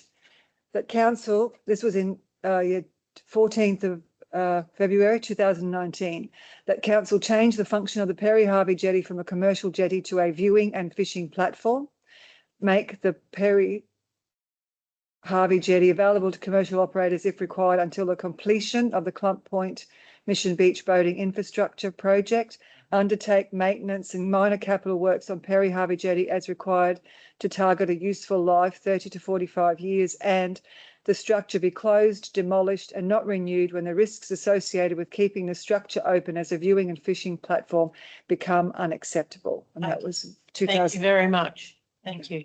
All right. Thank I don't have anything else. Thank you for that. Thanks, Mr. Goodman. Anybody else got any general business? No? Today. I've had a couple of people ask me about the BESS, the battery storage out here. Can we give them an update on that at all, Mr. CEO?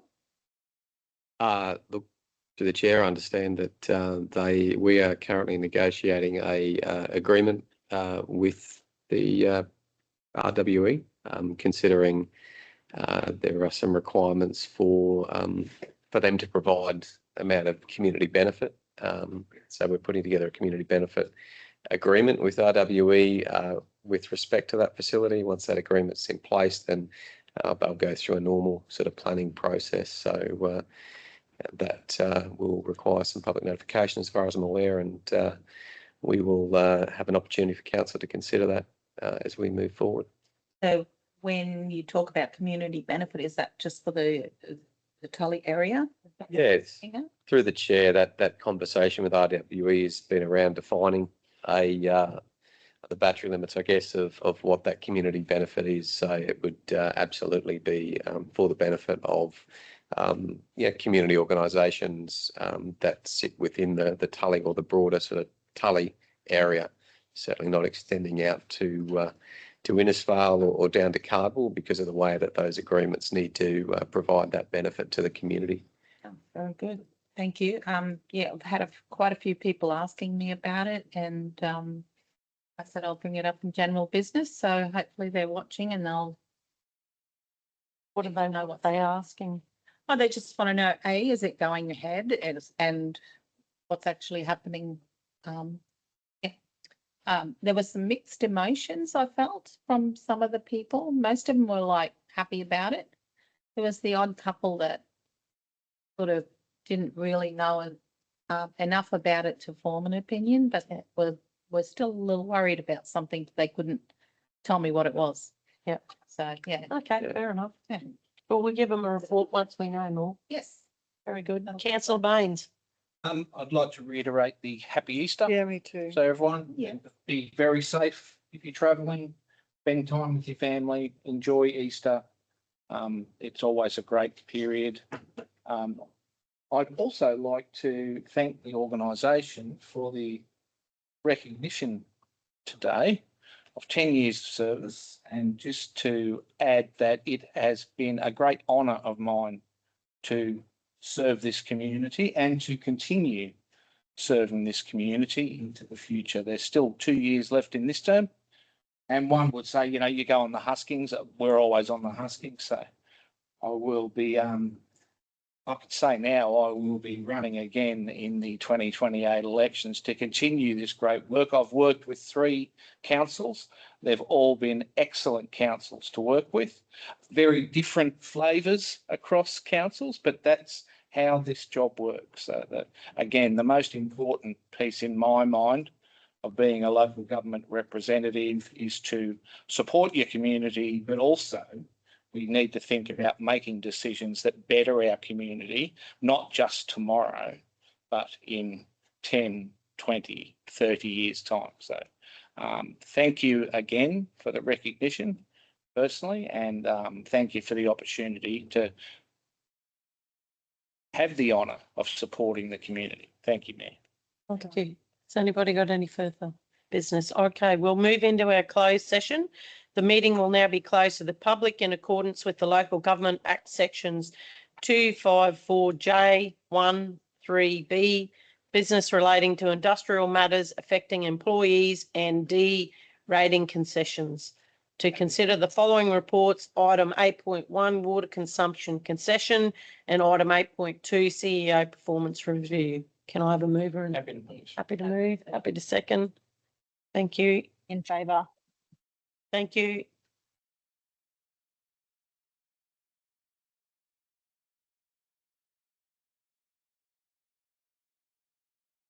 Okay, can I have a mover and seconder to go back in, please? Councillor Chewin, Councillor Jessup.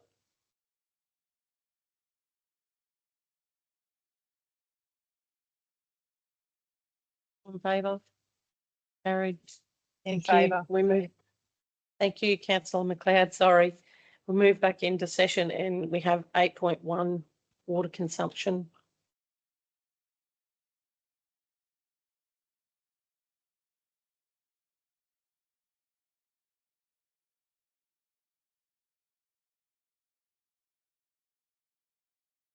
Council has received a request for a water concession for a property covering the rate notice period from 1st January to 30 June 2026.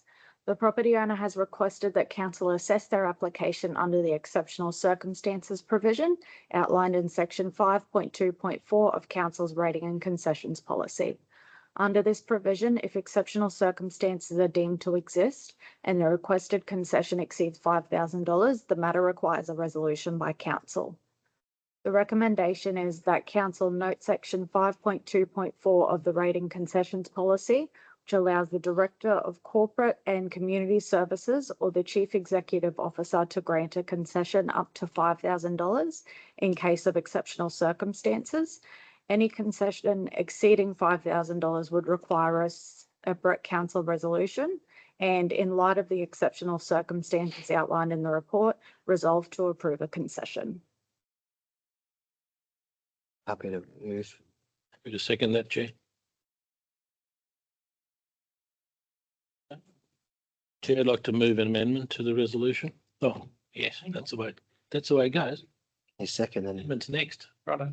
Okay. Can you move in second and then do an amendment? You can't, I don't think you can second. Yeah, I think you can. I think you can, but it would, through the chair, it'd Now. be clear and all. Well, I withdraw my seconding. I've seen that done today. Standing orders. Councillor Pervins moved it. I'm happy to Happy to second. second. Councillor Baines has seconded it. Councillor. I'd like to move an amendment, Chair. Move an amendment. Okay. The amendment being in the part of recommendation 2, in light of the exceptional circumstances outlined in the report, resolve to approve 90%, 95% of the concession.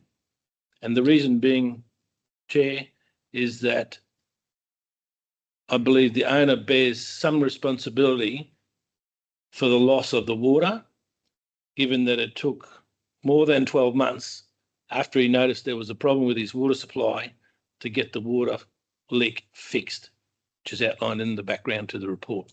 Yep. The chair, sorry, just said 90, you said 90 and 95, 90. 25, yeah, I did. 95. Okay, so do we have a second for the amendment of the motion? Councillor Jessup, you second Councillor Littlemore's amendment. So would you like to read the new recommendation in full, please. That Council 1, note section 5.2.4 of the rating concession policy allows the Director of Corporate and Community Services or the Chief Executive Officer to grant a concession of up to $5,000 in cases of exceptional circumstances, full stop.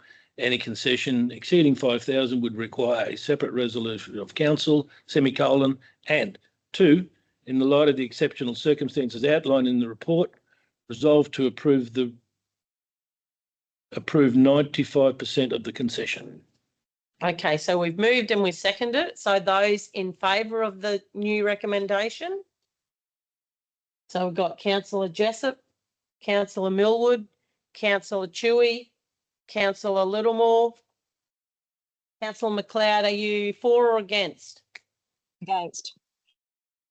Is against. Against. Councillor Pervin against and Councillor Baines against. So the motion has been carried. Councillor McLeod too. That's a substantive motion. So now you put the substantive motion to the vote, so now everyone can vote on. So now we can go back and vote on that again. Oh, okay. Through the chair, you're now voting on New or not to give a Littlemore's new 95% concession to this property. voting. So we're voting on the 95%. We're voting if we support the Yeah, 90. yeah, support the 95%.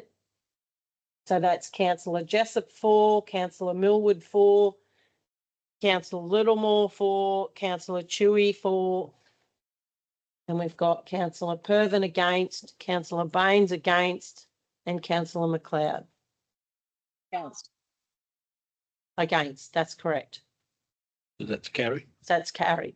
Thank you. Thank you, everyone. Thank you, ladies.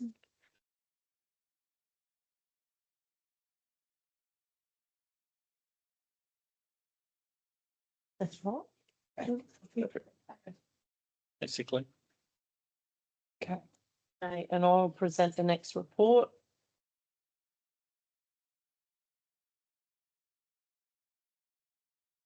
So under the Local Government Act 2009, the Act sets out requirements for the conduct of the Chief Executive Officer Performance Review. Specifically, Section 1944A of the Act requires that the contract of employment of the Chief Executive Officer must provide for the Chief Executive Officer to meet performance standards set by the local government. Section 12(4)D of the Act requires the Mayor to conduct a performance appraisal of the Chief Executive Officer at least annually in a way that is decided by the local government. Clause 10 of the Chief Executive Officer's Contract of Employment sets out requirements for Council to develop performance criteria and to conduct an annual review of the Chief Executive Officer's performance as per Clause 10.4 of the contract. Clause 10.8 of the Chief Executive Officer's Contract of Employment sets out steps and actions required by Council after the reviews have been completed. A copy of the resulting reviews are included in the attachment in the report, and the 25-26 KPIs will be determined and finalised for review in September. So my recommendation is that Council receive and note the performance assessment of the Chief Executive Officer, Mr. Andrew Graffin, for the period 1 July 2024 to 30th of June 2025, and the Council approve that 1, the increase of Mr. Graffin's remuneration effective from 1st of July 2026, and that the extension of Mr. Graffin's contract to employment to Friday the 1st of September 2028, and approve the Manager of People and Safety to prepare the required documents to reflect an offer of extension to the term of the contract of employment, and should Mr. Graffin accept the offer, arrange for the execution of the contract and documents. Thanks, Councillor Jessup. Happy to second. And seconded by Councillor Littlemore. So those in favour? Carried, thank you. In favour. Thank you. That brings us to the end of the meeting. Thank you very much.